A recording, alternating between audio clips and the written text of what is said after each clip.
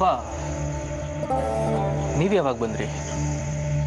ಹಠಯೋಗಿ ಹಠ ಬಿಟ್ಟು ಹೆಣ್ಣಿನ ಚಟಕ್ಕೆ ಬಿದ್ದು ಅವಳ ಹೆಸರು ಜಪ ಮಾಡ್ತಿರೋವಾಗಲೇ ಬಂದೆ. ನಾನು ಯಾವ ಹೆಣ್ಣಿನ ಜಪ? ಮುಚ್ಚ ಬಾಯಿ.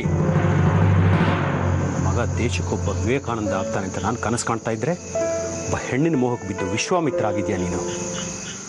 ರಾಜ್ಯದ CM ಆಗಿ ಜನದ ಚಿಂತೆ ರಾಜ್ಯ ಚಿಂತೆ ಮಾಡೋದು ಬಿಟ್ಟು ಒಬ್ಬ ಹುಡುಗಿ ಚಿಂತೆ ಮಾಡ್ತಾ ಇದೆಯಾ? ನಾಚಿಕೆ ಆಗಲ್ಲ ನಿನಗೆ?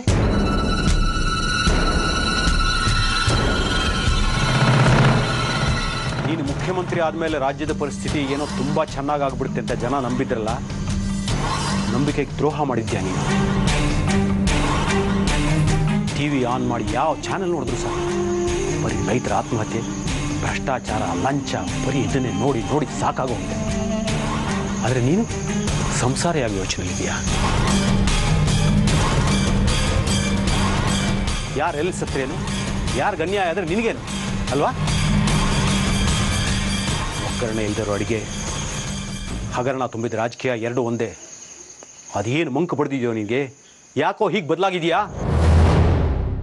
ಪಾಪ ನಾನು ಯಾವ ಹುಡುಗಿ ಬಗ್ಗೆನೂ ಯೋಚನೆ ಮಾಡ್ತಿಲ್ಲ. ಸುಮ್ಮನೆ ಯಾಕೆ ನೀವು ನನ್ನ ಆರೋಪ ಮಾಡ್ತಿದ್ದೀರಾ? ಪಾಪ ದಯವಿಟ್ಟು ಅರ್ಥ ಮಾಡ್ಕೊಳ್ಳಿ, ನನ್ನ ಮನಸ್ಸು ಕ್ಲಿಯರ್ ಆಗಿದೆ. ಅಲ್ಲಿ ಗುರಿಗಳಿದೆಯೇ ಹೊರತು ಯಾವುದೇ ಹುಡುಗಿ ಬಗ್ಗೆ ವ್ಯಾಮೋಹ ಇಲ್ಲ. ದಯವಿಟ್ಟು ಹಳೆದನ್ನು ಕೆದಕಿ ನೀವೇ ನನ್ನ ಮನಸ್ಸನ್ನು ಹಾಳು ಮಾಡಬೇಡಿ. ಅರ್ಥ ಮಾಡ್ಕೊಳ್ಳಿ.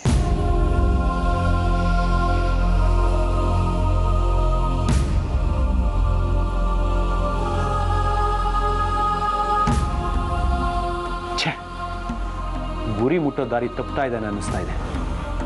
ಅವ್ನು ಹೋಗ್ತಿರೋ ದಾರಿಗೆ ಅಡ್ಗೋಡೆ ಕಟ್ಟಲೇಬೇಕು.